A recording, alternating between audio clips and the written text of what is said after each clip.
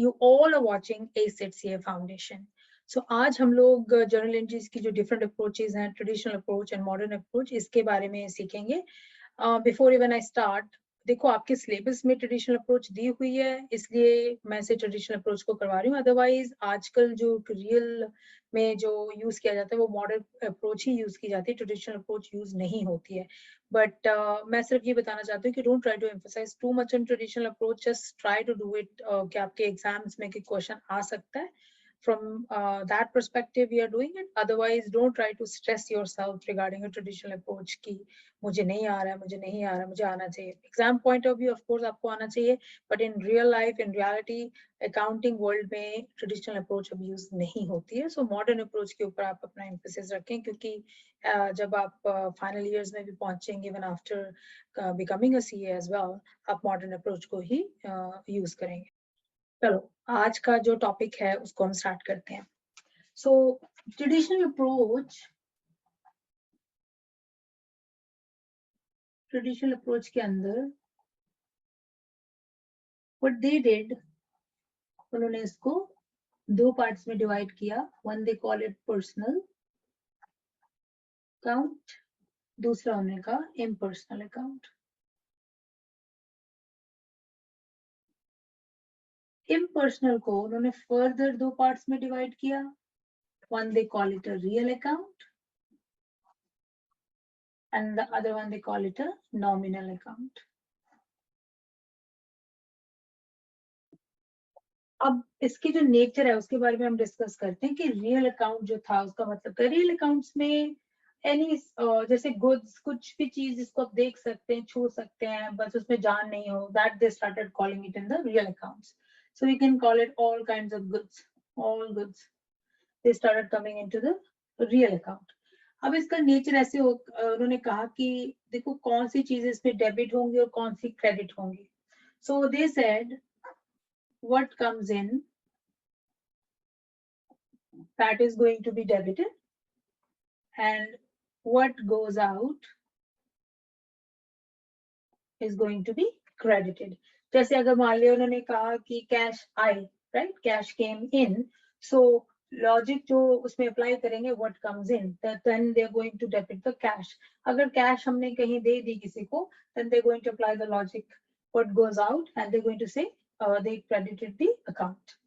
तो ये real account का नेचर था. नॉमिनल अकाउंट में उन्होंने क्या किया, एनी सिंगल थिंग, जैसे कि इसको ऐसे याद रखो. देखो एक होता है रेवेन्यू, ठीक है, रेवेन्यू के अगेंस्ट या ऑपोजिट होता है एक्सपेंसेस. ठीक है, जहां तो रेवेन्यू होगा जहां एक्सपेंस होगा. रेवेन्यू मतलब सेल्स, इनकम जो भी उन्होंने कमाई है through their business, that is called revenue. And expenses जो उस बिजनेस के उनको एक्सपेंसेस करने पड़े, that is called the expenses. दूसरा हो सकता है इसमें गेन एंड लॉसेस. देखो ये टर्म्स रेवेन्यू एक्सपेंसेस के साथ हरदम आएगा, revenue can never come up with losses. उसी तरह गेन जो है लॉसेस के साथ कॉम्बिनेशंस में आता है, revenue expenses gain and losses. So these things they put it under the nominal account. ठीक है, कोई भी एक्सपेंस होगा that will be considered as nominal account, कोई भी गेन होगा तो they call it as a nominal. अब इसका नेचर उन्होंने डेबिट में क्या रखा कि एनी सिंगल थिंग जो एक्सपेंस और लॉसेस वाला पार्ट है, expenses and losses, that is going to be debited, and any revenue and gain is going to be credited.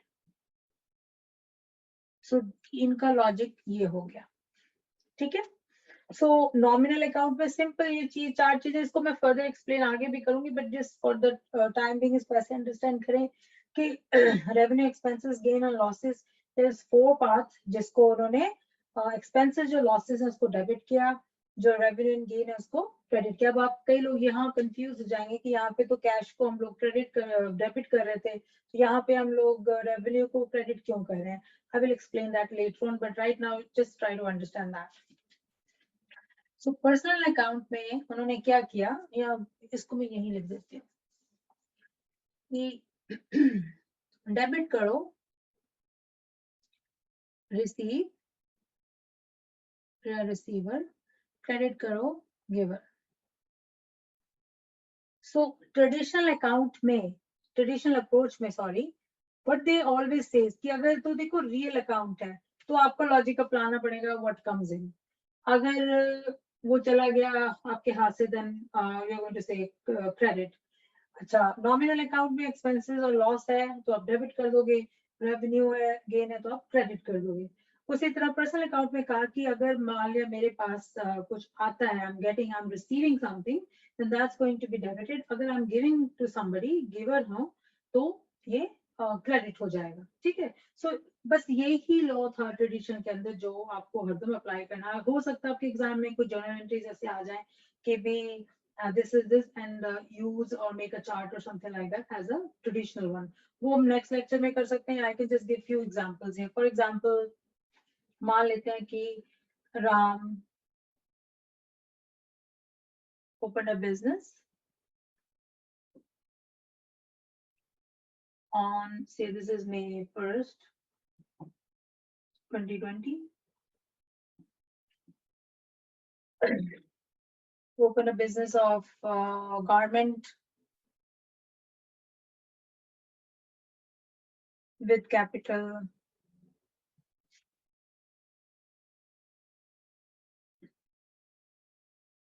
₹50,000। मैं नंबर छोटे लेती हूँ इसके इसीलिए लेती हूँ कि ताकि ये समझ आ जाए। कई बार क्या होता है कि बच्चे कंफ्यूज आते हैं नंबर्स के अंदर and they don't understand the main concept या मेन लॉजिक। नंबर्स तो हम निकाल लेंगे पर हमें कंसेप्ट आना चाहिए। अब इसमें कहा है कि राम, देखो एक राम वर्ड आ गया, एक अब अपनी जो चीजें हैं उसको आइडेंटिफाई करने की कोशिश करो यहाँ पे। सो राम क्या है वो आइडेंटिफाई करना है। उसके बाद बिजनेस है, ठीक है, ऑफ गारमेंट हो गया with capital and then there is a cash, ठीक। अब हमको राम, देखो राम क्या है, that's a personal, right way we know that. यहाँ पे कैश आ रही है, cash is what, real account. So there is two accounts you are using, real account use कर रहे हैं, यहाँ पे पर्सनल यूज कर रहे हैं। अब देखो जब ऐसा कोई क्वेश्चन आएगा यहाँ पे, so maybe when you are going to write the entry, so let's say कि you are going to debit, यहाँ पे क्या डेबिट करेंगे हम, cash, capital is going to be the credit. तो डेबिट, अब देखो यहाँ पे कंफ्यूज है ना, बेसिकली तो कैश हम लोग बैंक पे जमा करते हैं, बट फॉर योर अंडरस्टैंडिंग हम यहाँ पे लेंगे कि जो कैश है उसके हाथ में, हालांकि इसी का कैश था, राम का ही कैश था, but he is opening up a business, so he is going to credit the capital and he is going to debit the cash. सो इसको अगर हम एंट्रीज में लिखेंगे, so we can in write like entry, मान लिया suppose एक table बना लेते हैं, देख रहे हैं यहाँ पे, this is going to be date, this is going to be the particulars,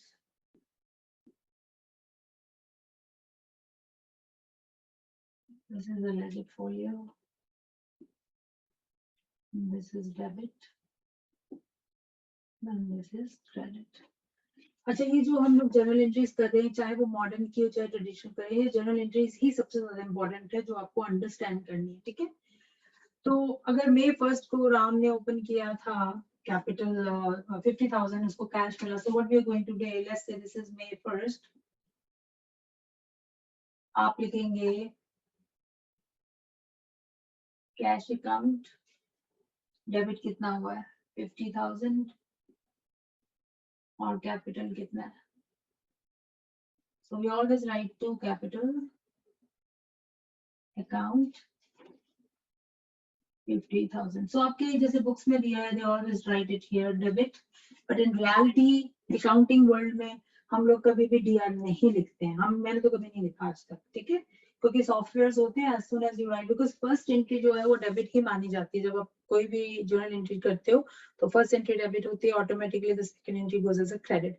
but हो सकता है कि आपके जर्नल एंट्रीज में दिखाने के लिए we have to write this as a debit, कि ये DR हो रहा है 50,000 and this is, and then you can say here to start business, which is going to be the narration for that। so ये हो गया पहला कि आपके कैपिटल अकाउंट में आ गया। अब इसके अलावा कोई और सेकंड एंट्री देख लेते हैं। Let's say they bought a furniture, और ऑफिस, इसको ऑफिस फर्नीचर लिखते हैं।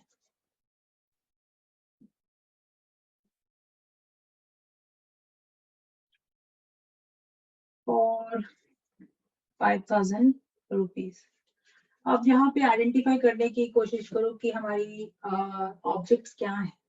ऑफिस फर्नीचर हो गया एक, तो ऑफिस फर्नीचर क्या है? It's a real account because it's a thing good whatever we can say. Rupees 5000 क्या है? इट्स अ कैश मनी, तो कैश मनी भी क्या है? It's a real account. ठीक है। सो ऑफिस फर्नीचर जो है परचेज हुआ है, परचेज, सॉरी मैं लिखना भूल गई, purchase office furniture for rupees 5000। अगर ऑफिस फर्नीचर 5000 का उसने परचेज किया तो हमारे पास कुछ आया है, right? हमने पैसा दिया है और आया, सो रियल अकाउंट ये वाला जो होगा वो डेबिट होगा। दिया क्या है? What we give, what goes out, it's a cash, right?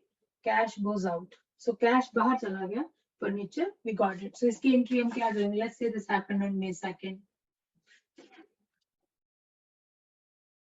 So May 2nd office furniture is a purchase. अब इस चीज को मैं ना इस एंट्री के बाद में एक्सप्लेन करूंगी कि right now we will write this office furniture as a name, not a purchase.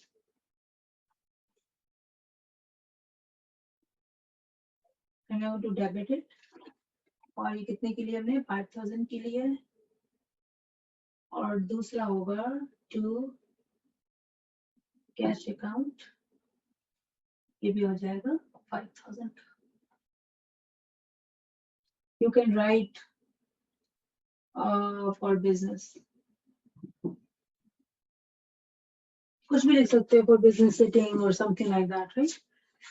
Okay, sorry यहाँ पे परचेज लिखा था मैंने, ये इसको मैं एक्सप्लेन कर देती हूँ यहाँ पे so that you guys don't understand। हमने कहा परचेज फर्नीचर,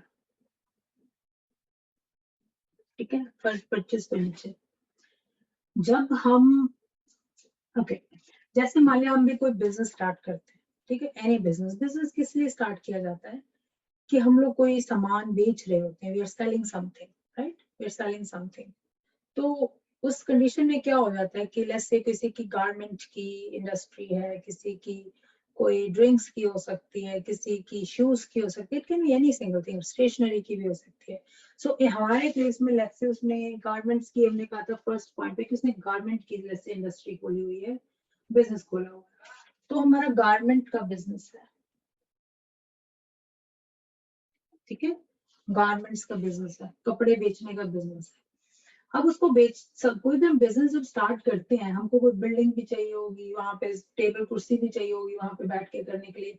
हम लोग फ्लोर पे बैठ के तो नहीं कर सकते ना, so we need furniture for that. जो भी कोई चीज हम उसको बिजनेस को करने के लिए जब यूज करते हैं, to run that business, anything that is always going to call straight way as a with this name, हरदम उसका नाम लेके इसके अकाउंट्स अकाउंटिंग के अंदर आएंगे। अगर फर्नीचर है, फर्नीचर, अब यहाँ पे अगर हम कंप्यूटर ले लेते हैं फर्नीचर की जगह, कंप्यूटर लेट्स से, तो हम लिखते हैं कंप्यूटर, सो कंप्यूटर आया, so we debited and we paid the cash, cash चली गई, both are the real accounts in this case.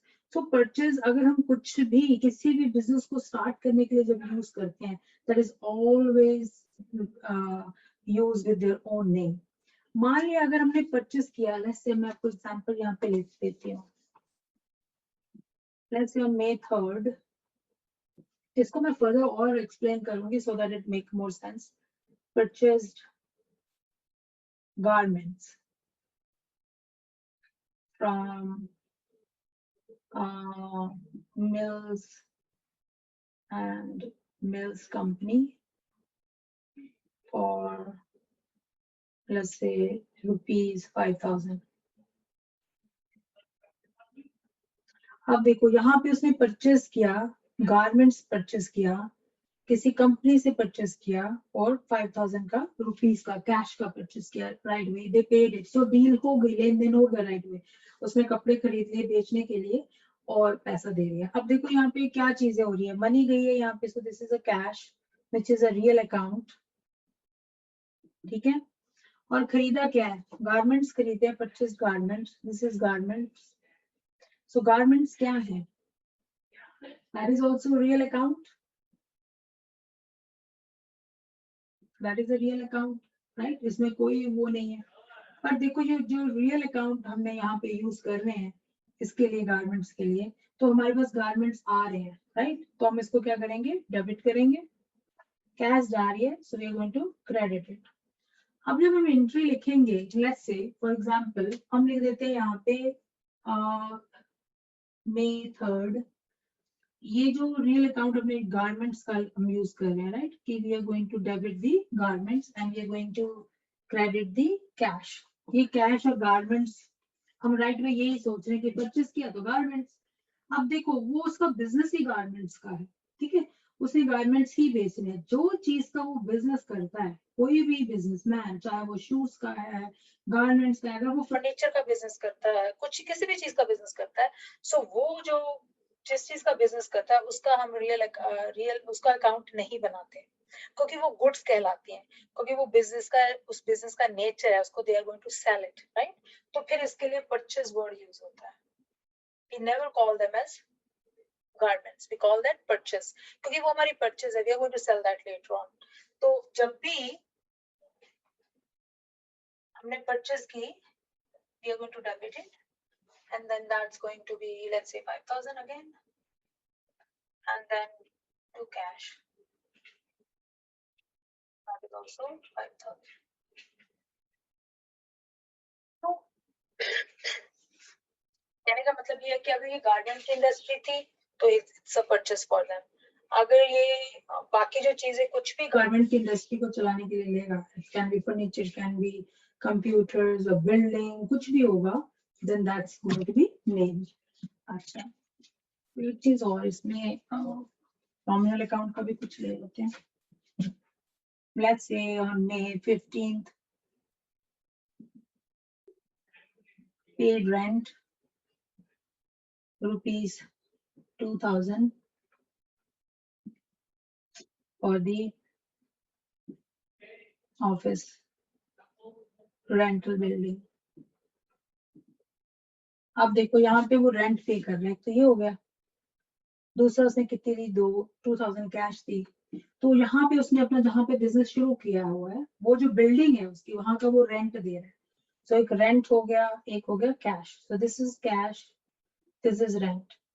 अब इसको आइडेंटिफाई करने की कोशिश करो। जो कैश है that is a real account, वो अब रियल अकाउंट में आएगा, राइट। और जो रेंट है, जस्ट दैट एक्सपेंस हो गया, क्योंकि रेंट का तो कोई उसके पास एसेट नहीं आए ना, उसके पास उसने वो यूज किया, सर्विस उस बिल्डिंग की यूज की है, उसमें रह रहा है, वो बैठा हुआ है। बट ये तो नहीं है कि उसके पास एसेट आ गया। जब उसको यूज कर रहा है, उसको वो बिल पे कर रहा है to the owner of that building, so then that's an expense for the business, ठीक है, उसका खर्चा हो गया वो। तो लेट्स से अगर उसने वो 2,000 दिया रेंट, तो उसका खर्चा हो गया, इसको हम लोग डेबिट करेंगे। अब हमने यहाँ पे नॉमिनल अकाउंट में देखा था कि we always debit the expense, so this is a nominal account and this is a real account. This is going be to debited and this is going to be credited, ठीक। तो इसकी entry भी आप कर सकते हैं, May 15th। अब देखो यहाँ पे हम लोग सीधा रेंट लेंगे, रेंट, ठीक है, आप लिख सकते हैं बिल्डिंग रेंट और व्हाटएवर, एंड ऐसे कितना दे रहा है, 2,000, and then cash ऐसे। सो एक चीज और ध्यान रखो, जब भी आप क्रेडिट एंट्री करते हो तो there is always a space here, थोड़ी सी स्पेस छोड़ी जाती है, जस्ट टू शो कि भी this is a credit entry, ठीक। तो ये हो गया nominal, real, personal. You just have to identify कि वो अकाउंट क्या है, वो डेबिट हो रहा है, क्या हो रहा है, और उसकी जो लॉजिक है, you just need to apply that, ठीक। अब मैं इसमें एक चीज और एक्सप्लेन करूं कि then it make more sense। Purchase का मैं एक्सप्लेन करना चाहती हूँ। मेरे को लगता है जैसे अगर अंडरस्टैंड नहीं हो रहा है तो, अगर देखो गुड्स आप उसको कहेंगे जब आप किसी चीज का बिजनेस करते हो, गुड्स कहा जाता है उसको, ठीक है। तो अगर यहाँ पे गारमेंट्स मैंने ली थी, ठीक है, मैंने जब गारमेंट्स ली थी, इसके दो अकाउंट्स कहलाएंगे, एक तो परचेज का होगा एक सेल का होगा। तो बाकी के होंगे, फर्नीचर हो सकता है इसमें, एसेट्स ले लो आप सारे, व्हाटएवर। और फर्नीचर हो सकता है आपका, ऑफिस बिल्डिंग भी हो सकती है अगर आपने खरीद रखी है तो, ठीक है। कंप्यूटर हो सकते हैं, व्हीकल्स हो सकती हैं उस कंपनी की, ठीक है। तो ये सारे एसेट्स हो जाएंगे आपके, आप उनको उसी के नाम से अकाउंट बना लेंगे जो भी दिया हुआ। और अगर देखो गारमेंट्स, आपने अगर आपका बिजनेस है ये आपका गुड्स हो गया, आपका गारमेंट्स आपकी गुड्स हो गया, आप बेच रहे हैं, ठीक। तो फिर क्या होता है कि जो बिजनेसेस है उसके टू सेपरेट अकाउंट बना लेते हैं, एक परचेज अकाउंट बना लेते हैं, एक सेल अकाउंट बना लेते हैं, क्योंकि हमने गारमेंट खरीदना है कहीं से और हम आगे बेच रहे हैं। अगर तो गारमेंट्स देखो हम खुद बना रहे हैं, ठीक है, हम अगर खुद बना रहे हैं, हमारी मैन्युफैक्चरिंग प्लांट है, तो ये परचेजिंग फिर रॉ मटेरियल्स में कन्वर्ट हो जाएगा। तो हमारे फिर different category, raw material, finish products, right, वो सारी डिफरेंट अकाउंट्स बनेंगे। बट जस्ट फॉर कन्वीनियंस हम इसको ये सोच लेते हैं कि वो कहीं से खरीदता है, फिर आगे उसमें आगे पैसे अपना प्रॉफिट जोड़ के आगे वो सेल कर देता है, यही उसका distribution kind of a company है। तो वो परचेज करता है, ठीक है, और वो फर्दर उसको सेल करता है। अगर ये सिनेरियो है, देन व्हाट दे डू, जो भी कंपनीज होती है वो दो अकाउंट बना लेते हैं, एक परचेज अकाउंट कहलाता है, एक सेल अकाउंट कहलाता है। सो जनरली जो परचेज अकाउंट है, अगर तो वो कैश पे आउट कर रही है, right way, then they just simply say purchase, ठीक है। और अगर सेल हो रहा है तो straight way it's going to be going into the cash account and sale. But generally industries में जब वो दूसरी कंपनीज को बेचते हैं, वो क्रेडिट पे चलता है, क्रेडिट पे खरीदा, क्रेडिट पे बेचा, ठीक। तो जब वो क्रेडिट पे खरीदते हैं, they always call it account payable, AP बन जाता है, आपने अकाउंट पेएबल एपी वर्ड सुना होगा। और जब भी वो सेल करती हैं उसी चीज का आगे, और इट्स ऑन अ क्रेडिट, ठीक है, वो क्रेडिट पे तो वो एआर बन जाता है, अकाउंट रिसीवेबल्स, क्योंकि अभी हमारे पैसा नहीं आया है, अकाउंट रिसीवेबल्स। अकाउंट रिसीवेबल्स जो है वो हरदम डेबिट होता है, एपी हरदम क्रेडिट होता है, ठीक है। This is a asset and this is A liability. Okay, ये आपको पे करना है दूसरे को, आज नहीं तो कल, it's a promise created, right. On the sell side आपने किसी से पैसे लेने हैं, तो आपका वो एआर जो वो एसेट की कैटेगरी में काउंट होगा अंडर दी कैपिटल एसेट्स, ठीक है।